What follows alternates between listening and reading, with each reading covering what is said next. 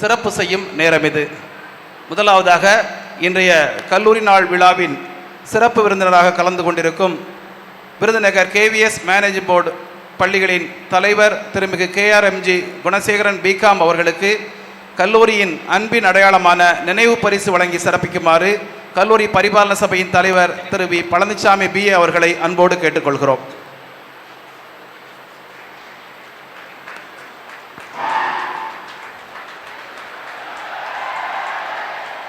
சிறப்பு விருந்தினருக்கு நினைவு பரிசு வழங்கி சிறப்பித்த பரிபாலன சபையின் தலைவர் அவர்களுக்கு நன்றி. அடுத்ததாக இன்று கல்லூரி நாள் விழாவில் சிறப்பு விருந்தினராக கலந்து கொண்டு சிறப்பித்துக் கொண்டிருக்கும் கூடங்குளம் அணுமின் நிலைய திட்ட இயக்குனர் திருமிகு இ. சின்னவீரன் அவர்களுக்கு நினைவு பரிசு வழங்கி சிறப்பிக்குமாறு கல்லூரி பரிபாலன சபையின் செயலர் அவர்களை அன்போடு கேட்டுக்கொள்கிறோம்.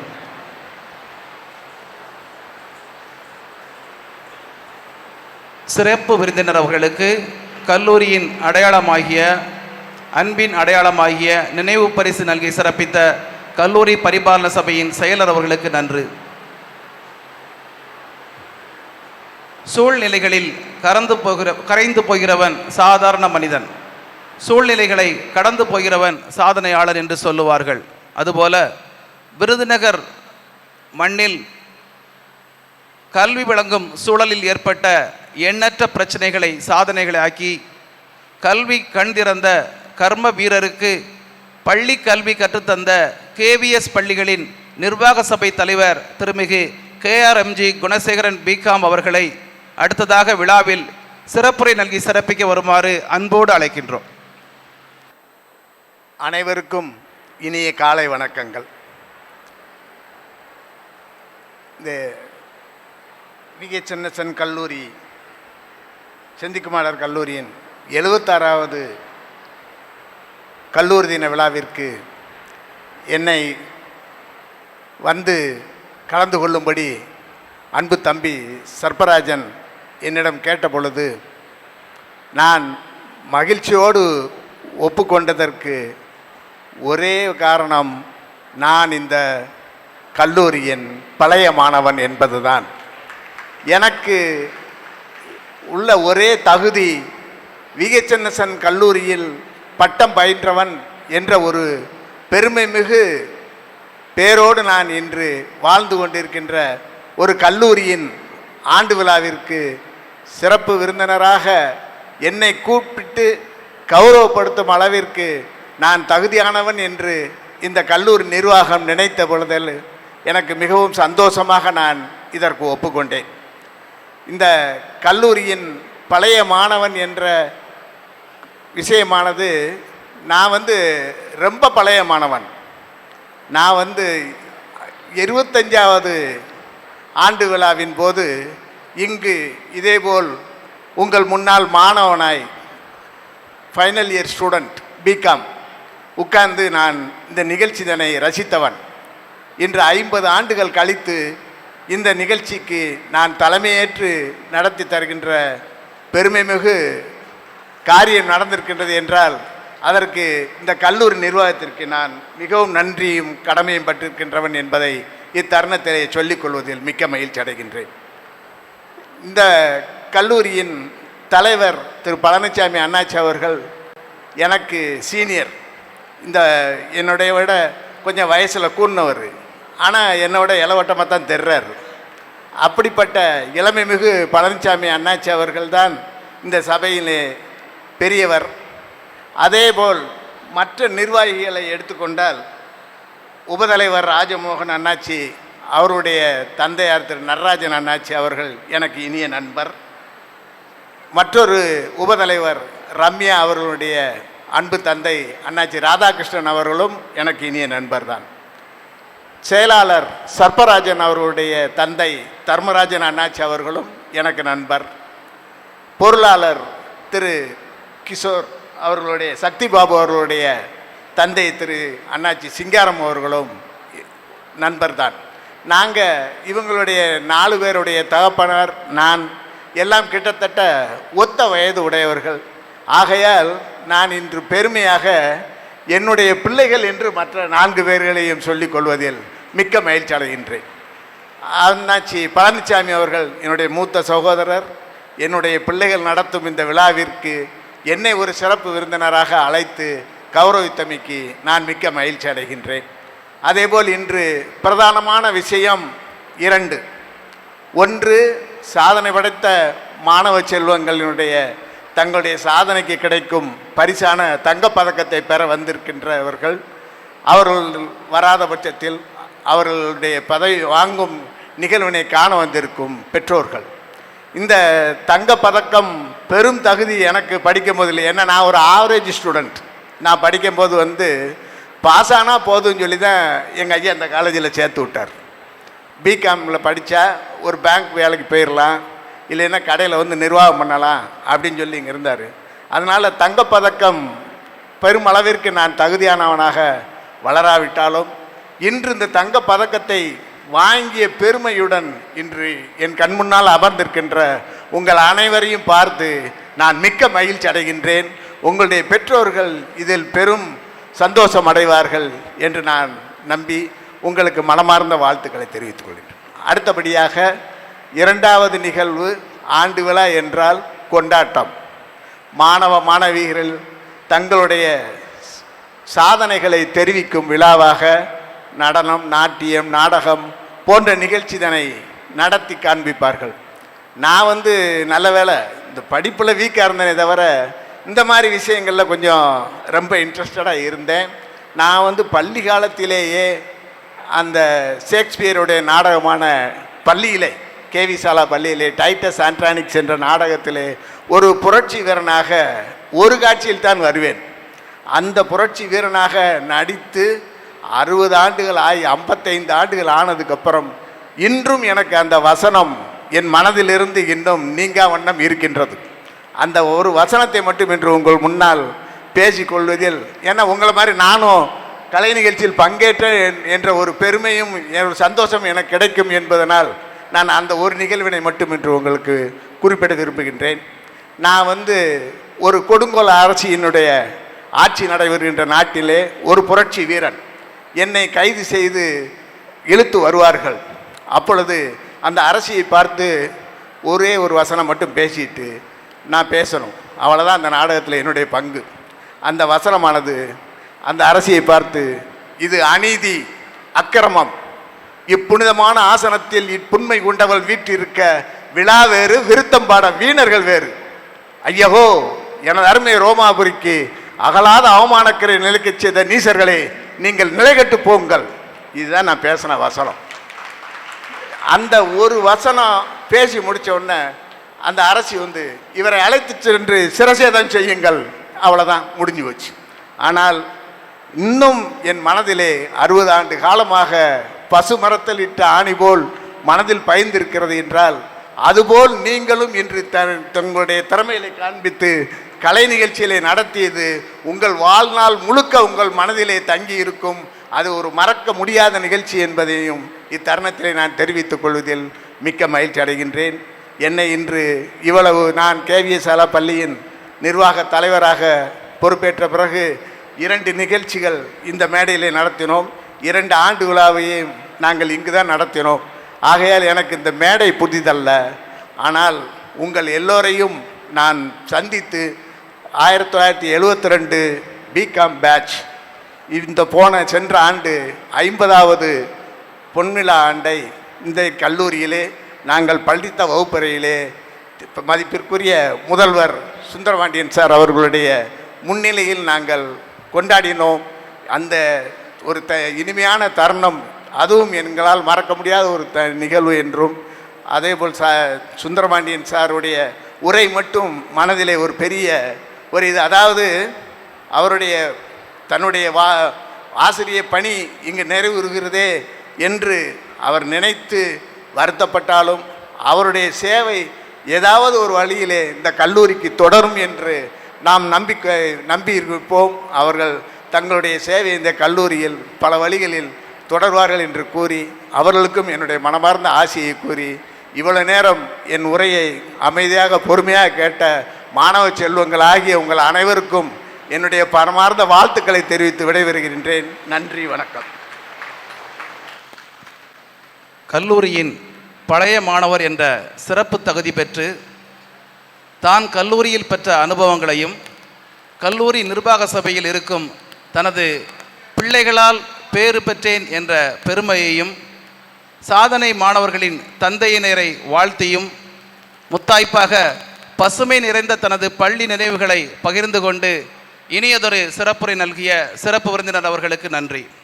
அடுத்ததாக கூடங்குளம் அணுமின் நிலையத்தில் முதல் மற்றும் இரண்டாவது அணுக்கரு உலைகளை நிறுவி, கொஞ்சம் நில்லுங்க, இந்த 2 அணுக்கரு உலைகளில் இருந்தும் வினாடிக்கு 2000 மெகாவாட் மின்சாரம் 2000 வாட் மெகாவாட் மின்சாரம் பசுமையான முறையில் உற்பத்தி செய்யப்பட்டு நம் நாட்டின் மின்சார தேவையை வெகுவாக பூர்த்தி செய்துள்ளது என்ற விஷயத்தினை தெரிவித்துக் கொண்டு, மேலும் அந்த வளாகத்தில் 3வது மற்றும் 4வது உருவாக்கப்பட்டு கொண்டிருக்கும் அணுக்கரு உலைகளின் திட்ட இயக்குனர், முதன்மை விஞ்ஞானி மற்றும் கடந்த 1989ஆம் ஆண்டு முதல் இந்திய அணுமின் பெருந்துறை நிறுவனத்தில் சேவை செய்து கொண்டிருக்கும், பார்ப்பதற்கும் பழகுவதற்கும் எளிமையாக திருக்குறள் போல இருந்தாலும் அதன் பொருள் போல, மேலும் யுரேனியம் அணுக்கருவின் வீரியம் போல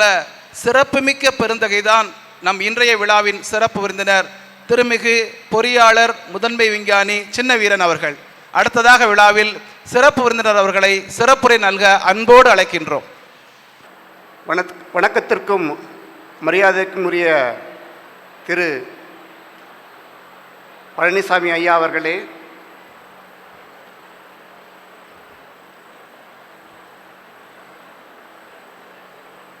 இந்த கல்லூரியின் பரிபாலன சபை உபத்தலைவர் ராஜமோகன் அவர்களே, திருமதி ரம்யா அவர்களே, செயலாளர் சர்ப்பராஜன் அவர்களே, பொருளாளர் சக்தி பாபா அவர்களே,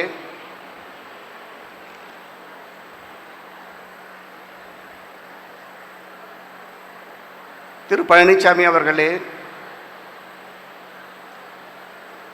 சற்று முன் சிறப்புரையாற்றி அமர்ந்திருக்கும் திரு குணசேகரன் அவர்களே, நீங்கள் அருமை அன்புடன் பாசத்துடனும்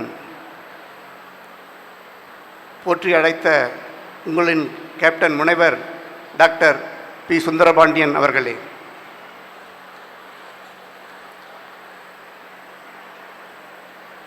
respected head of the departments, professors, associate and assistant professors, non-teaching staff of all the departments, இங்கு கடலென கூடியிருக்கும் மாணவ மாணவியர்களே, அவர்களின் பெற்றோர்களே, மேலும் இங்கு வந்திருக்கும் பிரஸ் அண்ட் மீடியா துறையைச் சேர்ந்தவர்களே, நான் ஒரு மேடை பேச்சாளன் அல்ல. எனக்கு ஆசிரியர்கள் என்றால் பயம், அதுவும் பேராசிரியர்கள் என்பது மிகவும் பயம். ஏனென்றால் நான் அவர்களுடன் அதிகமாக இருந்ததில்லை. பள்ளியிலும் கல்லூரியிலும் ஒரு சில வருடங்களே இருந்து அணுசக்தி துறையில் சேர்ந்த பிறகு இன்று மிகச்சிறந்த தலைவர்களையும் விஞ்ஞானிகளையும் உருவாக்கி கொண்டிருக்கும் இந்த கல்லூரியின் பேராசிரியர்கள் காண்பதற்கு எனக்கு மிகவும் மகிழ்ச்சியாக இருக்கிறது. இன்று நாம் இங்கு இந்த கல்லூரியின் 76வது ஆண்டு விழாவை மிகவும் சிறப்புடன் கொண்டாடி கொண்டிருக்கிறார்கள். அதில் எனக்கும் ஒரு பங்கு கொடுத்து என்னை இங்கு வரவழைத்து பெருமைப்படுத்தியதற்கு நான் இந்த பரிபாலன சபை குழுவை சேர்ந்த அனைவருக்கும் என் இருகரம் உயர்த்தி தலைவணங்கி வணக்கம் தெரிவித்து என் உரையை தொடங்குகின்றேன். இந்த கல்லூரி அமைவதற்கு முன்பு நாம் சுதந்திரம் பெறவில்லை. அப்பொழுதுதான் சுதந்திரம் கிடைக்க வேண்டுமென்று நமது பெருந்தலைவர்கள் நாட்டுக்காக போராடினார்கள். அத்தருணம் எப்படி இருக்கும் என்று நமக்கு தெரியாது. அது ஒரு இருள் சூழ்ந்த நாளாக கூட இருக்கலாம். அந்த இருளிலிருந்து தம் மக்களை, தமது சமுதாயத்தை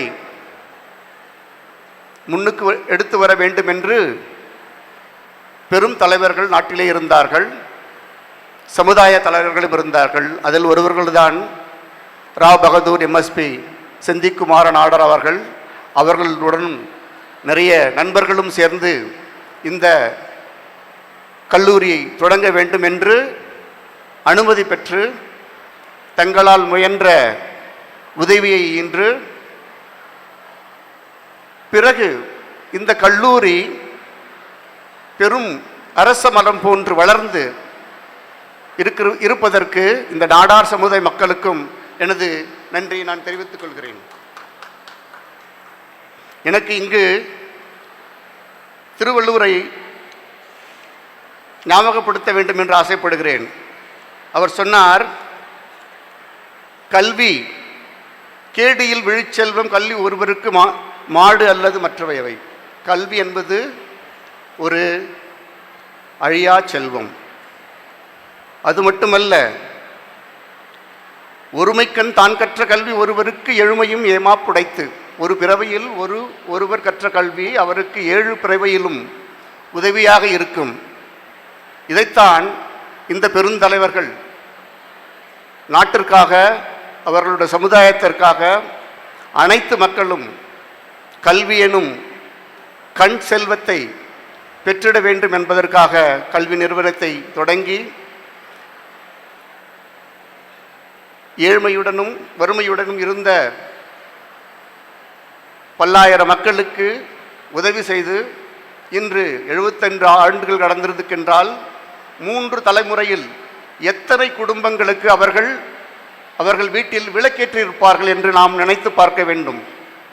நமக்கு முன்னால் திரு குணசேகரன் அவர்கள் அழகாக பேசினார். அவர் தலைமுறை, 2ஆம் தலைமுறை, 3ஆம் தலைமுறை என்று இதே கல்லூரியில் பயில்வது என்பது மிகவும் சிறப்பானது. இந்த தலைமுறை இங்கு மட்டுமல்ல, நாடு முழுவதும், ஏன் இந்த உலகம் முழுவதும் பரவி இருக்கிறது. அதுவும் மிகவும் பெருமைக்குரியது. I am very thankful to all the organizing team, especially the principal, Dr.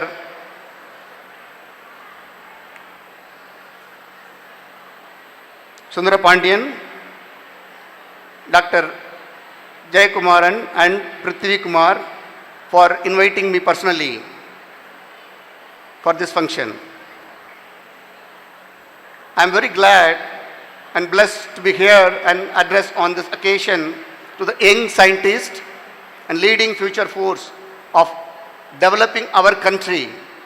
Dear students, you are all considered as a pillar of nation.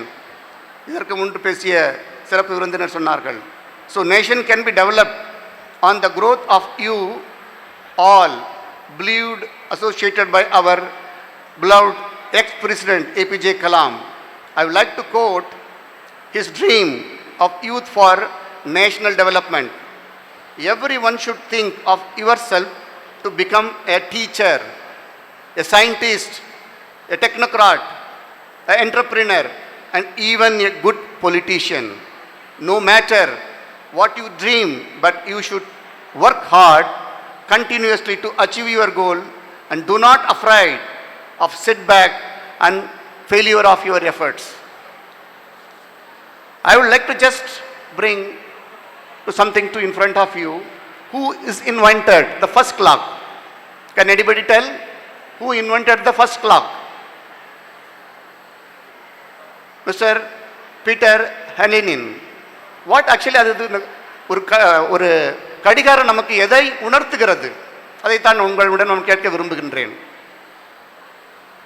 நாம் கடிகாரத்திலிருந்து எதை புரிந்து கொள்ள வேண்டும்? ஓகே, இப்போ அதை நான் கொஞ்சம் விட்டுட்டு இன்னொன்று கேட்குறேன். இப்போ நம்ம காலேஜில் அத்லெட்டிக்ஸ் இருக்குது, ஒலிம்பிக்ஸில் இருக்குது. இப்போ 100 மீட்டர் ஓடுறாங்க இல்லைங்களா? 100 மீட்டர் பந்தயம். அது எவ்வளோ வேகத்தில் ஓடி இருப்பாங்க? யார் ஓடி இருப்பாங்க? நீங்கள் பார்த்தீங்கன்னா அந்த 100 மீட்டர் வந்து 9.58 செகண்டில் வந்து mister Usain Bolt from Jamaica, பெண்களில் வந்து 10.67 ஷெலி ஆன் ஃப்ரேசர் ஃபியூ இவங்க வந்து ஓடி இருக்காங்க. இதில் இருந்து என்ன தெரியுது? we are racing against the time. Is it true? Time cannot be controlled by us. It doesn't wait for anybody. But then what is expected out of us? Every வினாடியும் ஒரு வினாடியும் ஒவ்வொரு நாளும் நாம் நேரமானது கடந்து கொண்டிருக்கிறது என்றால் நாம் வயதாகி கொண்டிருக்கின்றோம். அப்படி என்றால் நாம் வாழும் காலம் ஒரு 70 வயது எடுத்துக்கொள்ளுங்கள். ஒரு 25 வருடங்கள் நீங்கள் கல்லூரியில் படிக்கிறீர்கள். பாதி நேரத்தில் நாம் ஒரு 10 மணி நேரம் ஒரு 8 மணி நேரம் தூங்க வேண்டும் என்றால் எவ்வளவு நாட்கள் சென்றுவிடும்? நீங்கள் கல்வி கற்கும் இந்த 6 வருடத்தில் உங்கள் வளர்ச்சிக்கு நீங்கள் என்ன செய்ய வேண்டும்? அதைத்தான் டாக்டர் அப்துல் கலாம் அவர்கள் சொன்னார்கள். To achieve your goal and make your dream into reality, there are 4 steps. Aim or dream before you are attaining the age of 20. எதுக்கு சொல்கிறேன் என்றால் காலம் கடந்து கொண்டு தான் இருக்கும். நமக்கு எது வேண்டும், எது தேவை, நமது மக்களுக்கு எது வேண்டும், நமது சமுதாயத்துக்கு எது வேண்டும் என்று நாம் தான் நிர்ணயிக்க வேண்டும். அதனுடைய வயது என்ன? நாம் பள்ளியை முடித்து 16-17 வருடம் நம் கல்லூரியில் ஒரு அண்டர் கிராஜுவேட் முடித்து பிஜி வரும்பொழுது உங்களுடைய வாழ்க்கை, உங்களுடைய இலக்கை நீங்கள் எப்படி அடைவீர்கள் என்பது நீங்கள் தான் முன்னணிக்க வேண்டும். அதை உங்கள் பெற்றோர்கள் மற்றும் உங்கள் ஆசிரியர் உங்களுக்கு உதவியாக இருப்பார்கள். உங்களுக்கு எதை தேவை என்பதை மாணவர்கள் தான் தேர்ந்தெடுக்க வேண்டும். அதை இரண்டாவது ஸ்டெப்பாக சொல்கிறோம். அக்யூன் நாலேஜ், அந்த இலக்கை அடைவதற்கு தேவையான பொது அறிவை நீங்கள் தேட வேண்டும், அதற்காக உழைக்க வேண்டும். அந்த உழைப்பு என்பது கடினமாக உழைப்பு அந்த தகுதி நிலையை அடையும் வரை நீங்கள் உழைத்து கொண்டே இருக்க வேண்டும். விடாமுயற்சியுடன் உழைத்து கொண்டிருக்க வேண்டும். தோல்வி வந்தாலும் தளர்வு அடையாமல் நீங்கள் விடாமுயற்சியுடன் அந்த முயற்சியை நோக்கி உங்களுடைய அந்த 6 வருட காலத்தில் நீங்கள் நிர்ணயிக்க வேண்டும். Implement your achievement to shape your family, society, your village for the upliftment of fellow citizens and will ensure the nation development. My message to all of you that education can give you knowledge and power. Use it as a wing to fly high and high to achieve the highest goal with a question in the mind that what I can do for my country and my man. உங்களுக்கு கிடைத்திருக்கும் அந்த அறிவையும் அந்த வளர்ச்சியையும் வைத்து உங்களுக்காகவும் உங்கள் நாட்டிற்காகவும் நீங்கள் என்ன செய்ய வேண்டும் என்று நீங்கள் தான் நிர்ணயிக்க வேண்டும். Please look at our nations. We have declared ourselves as a developed nation in the world. They are all standing on a foundation of development based on the adoption of science and its application, that is technology, for the citizen to do a welfare scheme for personal and social applications. You are all young and energetic. Now this is your time to stand firmly on your understanding and the truth of science and technology to bring the changes in your life and development of yourself. To achieve this during your school days and college days, what that you have to do? நீங்கள் என்ன அதற்காக செய்ய வேண்டும்? உங்களுக்காக உங்கள் பெற்றோர்கள் உழைக்கிறார்கள், ஆசிரியர்கள் உழைக்கிறார்கள். நீங்கள் என்ன செய்ய வேண்டும் அந்த முயற்சி அடைவதற்கு? There is something called SWOT analysis. That is strength, weakness, opportunities and threat. உங்களுடைய திறமை என்ன? உங்களுடைய பலவீனம் என்ன? உங்களுக்கு எந்த மாதிரியான வாய்ப்புகள் உங்கள் இடத்தில் கிடைக்கின்றது, உங்கள் மாநகரத்தில் கிடைக்கின்றது, உங்கள் நாட்டில் இருக்கிறது மற்றும் இந்த உலகத்தில் இருக்கிறது? எந்த மாதிரியான த்ரெட்ஸ், உங்களுக்கு எதிர்ப்புகள் வரும் என்பதை நீங்கள் மிகவும் கூர்மையாக கவனிக்க வேண்டும். உங்களுடைய வீக்னஸ் 60% இருக்குது என்றால் அதை நீங்கள் எப்படி குறைக்க வேண்டும் என்பதை நீங்கள் கட்டாயம் புரிந்து கொள்ள வேண்டும். அதாவது the need for self understanding and take a corrective action to improve and to achieve your target is very, very essential for the students. Dr. Ambedkar once mentioned that the school and college is a holy institution where the minds of the students are cultured and it is the factory of making a good citizen. He also says the education is the light.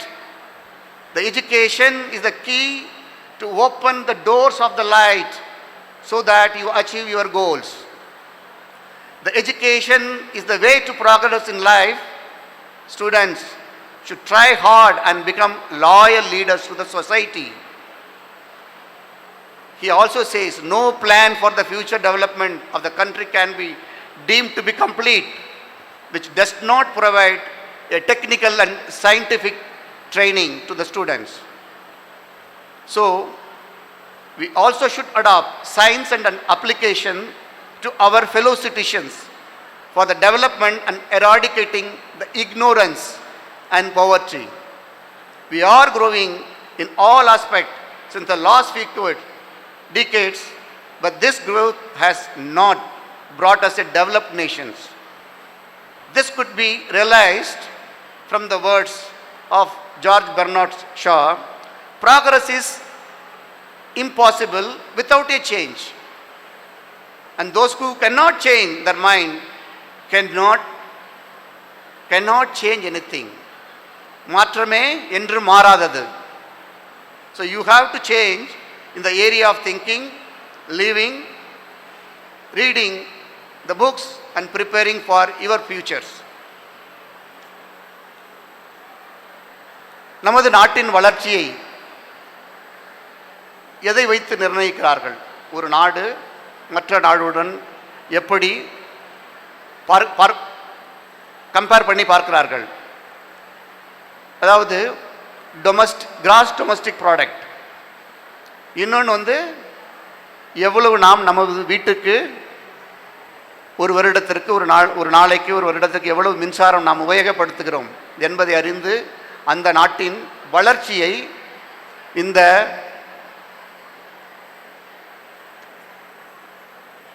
நாடு நிர்ணயிக்கப்படுகிறது. We stand at 130th place in the Human Development Index and 109th place in the list of per capita energy consumption in the world. So we are considered as a developing country with a mass of 130 crore living in almost 6 lakhs villages. It is a fact that each one of us consumes only about 1210 units per year, which is 1/3 of the average. The world consumes, the developed nation consumes roughly around 3200 units per year. There is a strong two-way relationship exists between economic development and energy consumption.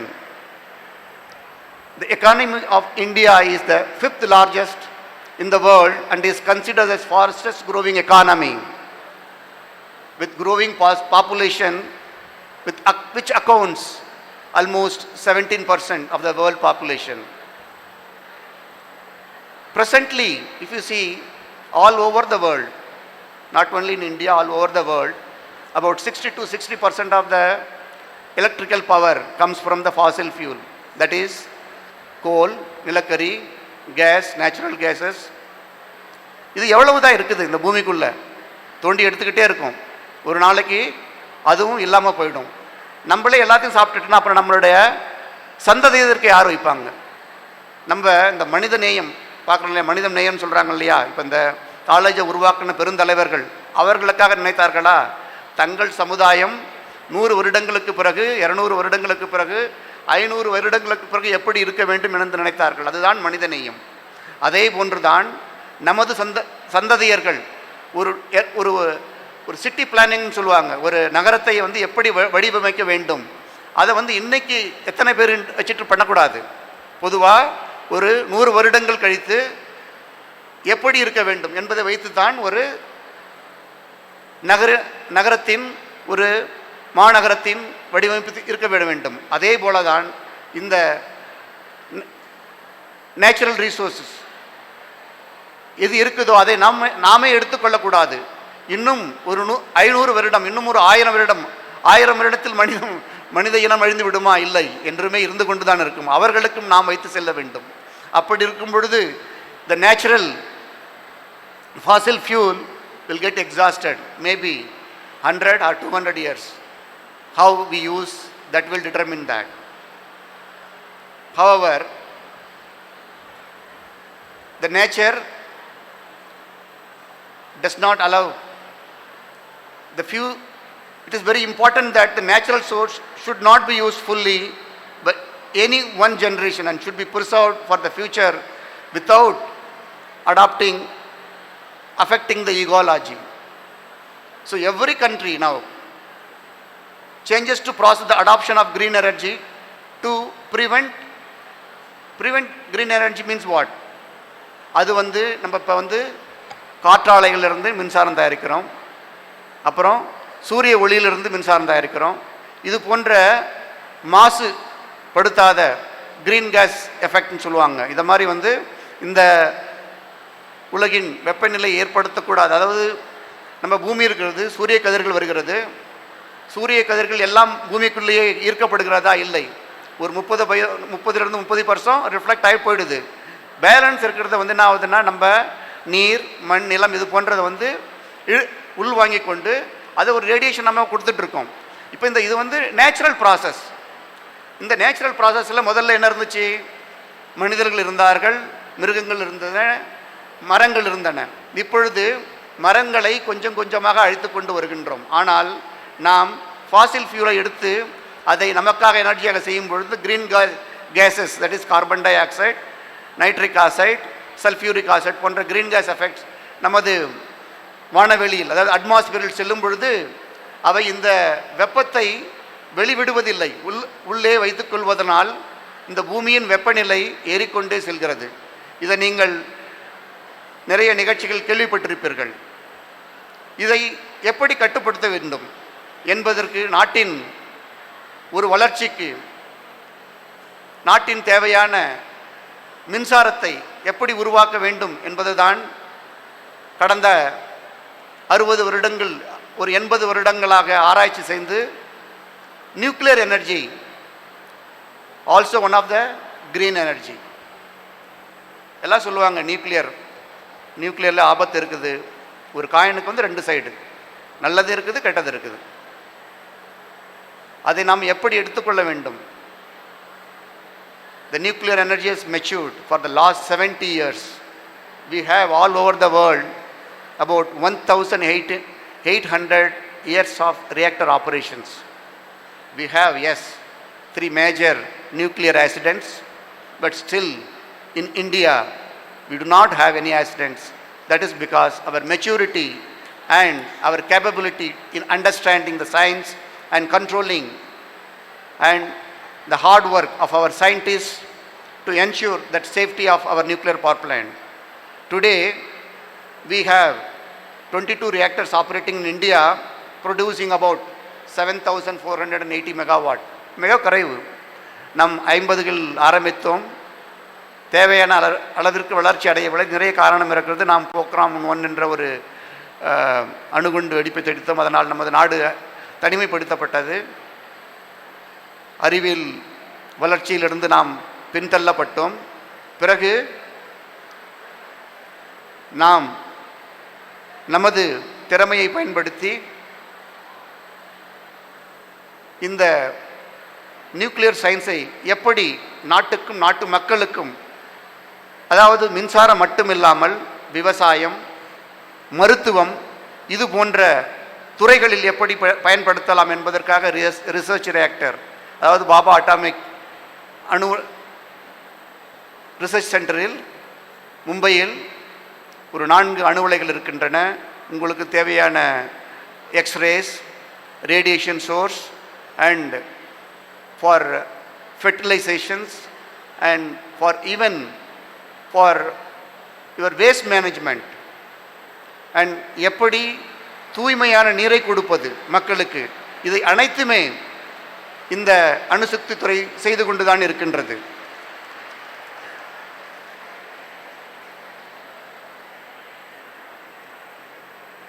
The India actually has 3-stage nuclear power crop.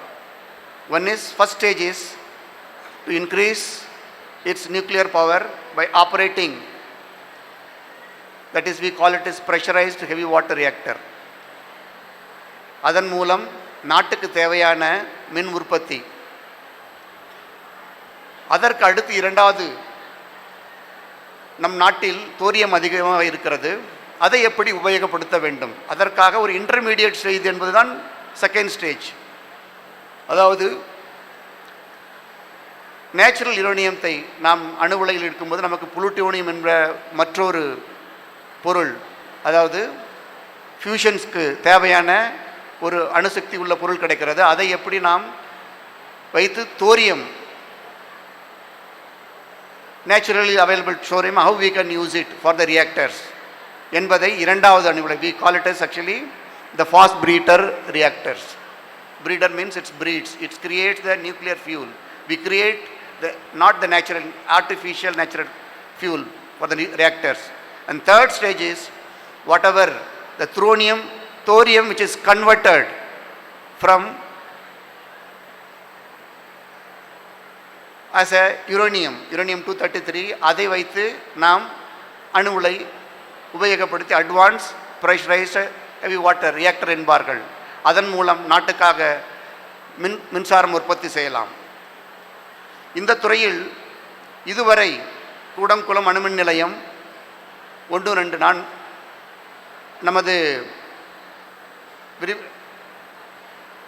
முன்னால் பேசிய நண்பர்கள் மிகவும் அழகாக சொன்னார்கள். கூடங்குளம் அணுமின் 1 மற்றும் 2 அதன் ஆரம்ப காலத்திலிருந்து நானும் ஒரு கட்டுமான பணியில்தான், அதில் ஒரு ப்ராஜெக்ட் என்ஜினியராகவும் சீஃப் என்ஜினியர் வரையிலும் அங்கு பணியாற்றி அந்த பவர் பிளான் இன்று 300 நாட்கள் ஒரு அணு உலை. நாங்கள் இப்போ பார்த்தீங்கன்னா nuclear power plant when it runs in India we have created record 962 days continuously operations.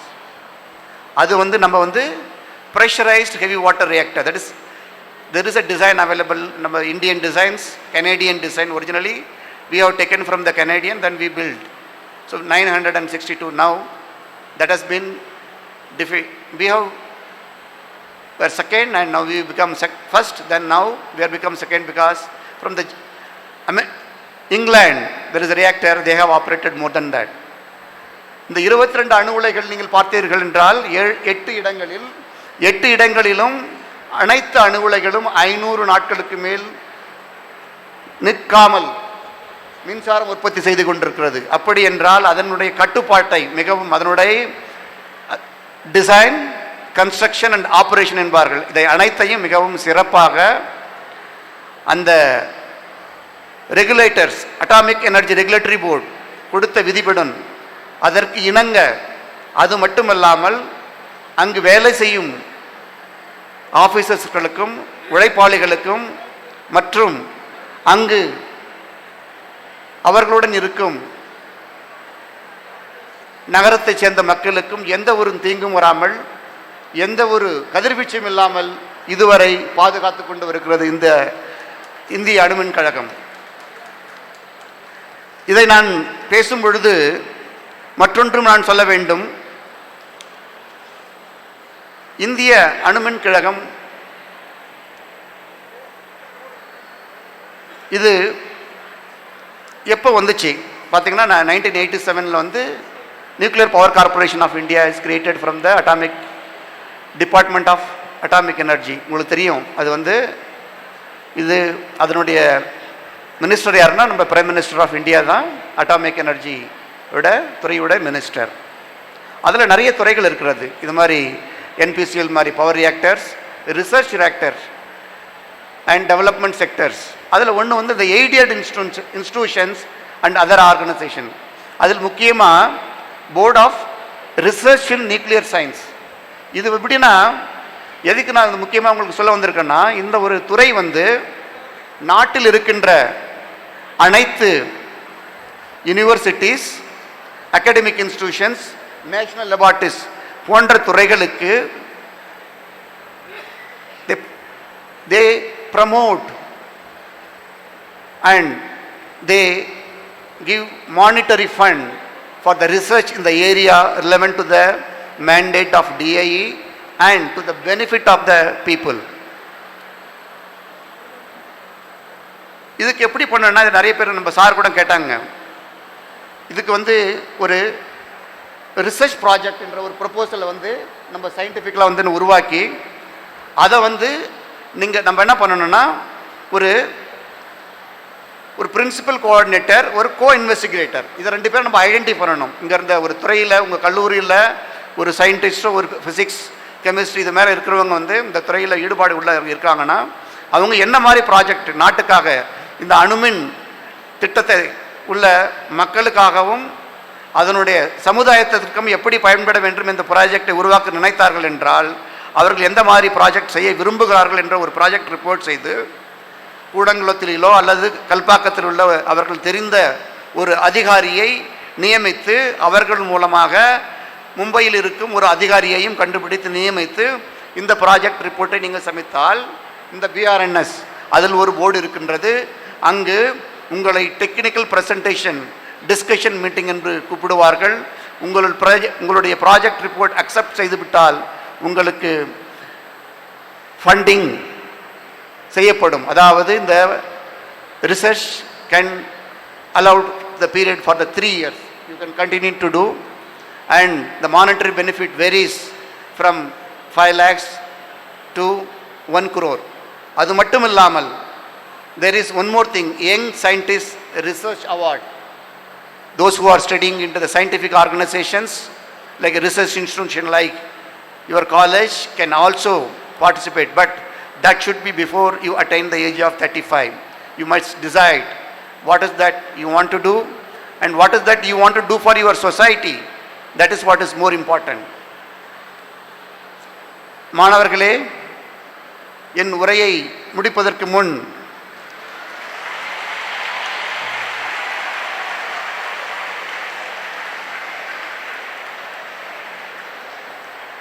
மாணவிகளிடமிருந்து நிறைய கைத்தட்டல் வந்திருக்கிறது. அதாவது இந்த உலக பெண்கள் தினத்தன்று நான் பார்ட்டிசிபேட் பண்ணும்போது எனது கூட இருக்கும் பணி ஆஃபீஸர் சொன்னார்கள், மானிடராய் பிறப்பதே அரிது, அதிலும் ஒரு பெண்ணாய் பிறப்பதற்கு நீங்கள் தவம் இருக்க வேண்டும் வருடங்களாக.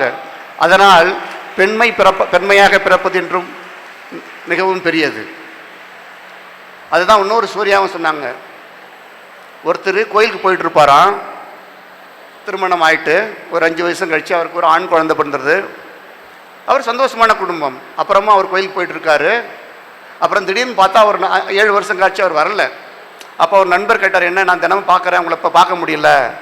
இல்லை, நான் வந்துட்டு இருந்தேன் கோயிலில் வந்து சாமியை வந்து வேண்டிகிட்டு இருந்தேன். இப்போ சாமி எனக்கு வந்து குழந்தையாக பிறந்துருச்சு, அதனால் எனக்கு பொண்ணாக பிறந்துட்டா, அதனால் வந்து நான் இப்போ வந்து கோயிலுக்கு வர்றதில்லை. எங்களுக்கு இந்த சாமி வந்து வீட்டிலே இருக்குது.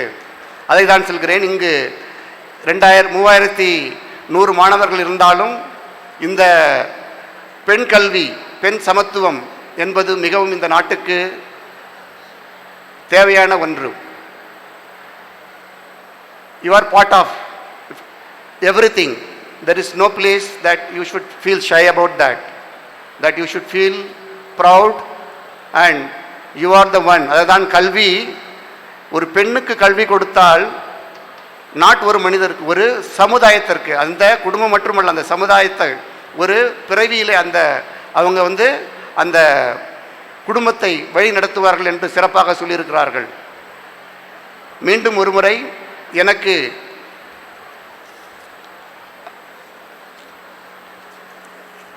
என்னை இங்கு அழைப்பதற்கு காரணமாக இருந்த அனைத்து நண்பர்களுக்கும் மற்றும் இந்த கல்லூரியின் பரிபாலன சங்கத்திற்கும் கல்லூரி முதல்வர்களுக்கும் பேராசிரியர்களுக்கும் நன்றி கூறி இங்கு வந்திருக்கும் பெற்றோர்களுக்கும், ஏனென்றால் எனது பெற்றோர் கல்லூரிக்கும் எனது பள்ளிக்கூடத்திற்கும் வந்தது கிடையாது. மீண்டும் ஒரு ஜஸ்ட் 2 விஷயத்துக்கு வெக்கப்படக்கூடாதுன்னு சொல்லுவாங்க. 2 விஷயத்துக்கு வெக்கப்படக்கூடாது. ஒன்று படிக்கிறதுக்கு ஒன்று வெக்கப்படக்கூடாது. ஏன்னா படிப்பு என்பது நம்முடன் பிறந்ததல்ல, நமது தந்தையுடன் பிறந்ததல்ல. நம்முள் வாழ்ந்து கொண்டிருக்கும் அனைவரும் நாம் கற்றுக்கொள்வது தான் படிப்பு. நமக்கு ஸ்கூலில் குடிக்கிறது அப்பா அம்மா சொல்கிறதில்ல, மற்றவர்களை பார்த்து நல்ல விஷயங்களை நாம் எப்படி எடுத்துக்கொள்கின்றோம். காலேஜில் படிக்கும் போது உங்களுக்கு மேக்ஸ் தெரியவில்லை என்றால் உங்களுக்கு தெரிந்த நண்பர்களுடன் பழகி அவர்களிருந்து நீங்கள் கற்றுக்கொள்ளலாம். ஒரு பிஜி ஸ்டூடெண்ட் இருக்கார், ஒரு யூஜி ஸ்டூடெண்ட் இருக்கார். இப்போ பிஜிக்கு தெரியல, அவர் யூஜிக்கு தான் தெரியும்னா அதுக்கு அவர் தரக்குறை நினைக்கக்கூடாது. அவங்களுக்கு தேவையானது கல்வி. ஏன்னா அது ஒரு அழியா செல்வம். அதை எப்படி கற்றுக்கொள்ள வேண்டும் என்பதுதான் முக்கியம். ஸோ அதனால் அதை சிறுமைப்படுத்தாமல் கல்வி என்பதை நீங்கள் எப்பொழுதும் கற்றுக்கொண்டால் அது உங்களை திறமைப்படுத்தும். மேலும் கல்வியை ஒருவர் கற்றுக் கொடுக்கும் பொழுது அது அழியாது. அந்த மனிதர் கற்றுக் கொடுப்பவர் தான் செழுமைப்படுத்தப்படுகிறார், இந்த சமுதாயத்தில் உயர்வுபடுத்தப்படுகின்றார். இன்னொன்று, சாப்பாடத்தில் வைக்கப்படக்கூடாது. ஏன்னா நிறைய பேருக்கு சாப்பாடு கிடையாது. நிறைய பேர் இந்த உலகத்தில் சாப்பாடு இல்லாமல் இருக்கிறார்கள். கிடைக்கும் சாப்பாட்டை முழுமையுடன் நாம் சாப்பிட வேண்டும் என்று கூறி எனக்கு வாய்ப்பளித்த அனைவருக்கும் மற்றும் இங்கு என்னை பேச வாய்ப்பளித்த அனைவருக்கும் நன்றி கூடி விடைபெறுகிறேன். நன்றி, வணக்கம். இருள் சூழ்ந்த அடிமை பாரதத்தில் சுதந்திரத்துக்கு முன்பே அறிவு ஒளி வீச காரணமான பரிபாலன சபையை வணங்கி கேடில் விழிச்செல்வம் கல்வி என வள்ளுவரின் துணையோடு கல்வியை போற்றி எதிர்கால இந்தியாவை வளம் பெறச் செய்ய காத்திருக்கும் மாணவர்களுக்கு கனவு கண்டு அறிவை தேடி கடின உழைப்புடன் காலத்தின் அருமையை மனதில் கொண்டு திட்டமிட வெற்றியடைய வேண்டிய ஆலோசனைகளை கூறி மற்றும் இந்திய அணுசக்தி கழகத்தின் மின் உற்பத்தி, புதிய அணு உட்கருக்களை உருவாக்குதல் மற்றும் புதிய திட்டங்களை மேற்கொள்ளுதல், மேலும் மாணவர்களுக்கு இந்திய அணுக்கருக்குலகம் நிகழ்த்தும் திட்டங்கள் என அழகாக சிறப்புரையாற்றி முடிவாக மங்கையராய் பிறப்பதற்கு மாதவம் செய்தல் வேண்டும் என்று கூறி பெண் குழந்தை பிறந்தால் இறைவனே குழந்தையாக பிறந்து விட்டது என முத்தாய்ப்பாக கூறி சிறப்பானதொரு சிறப்புரை நல்கிய சிறப்பு விருந்தினர் அவர்களுக்கு நன்றி.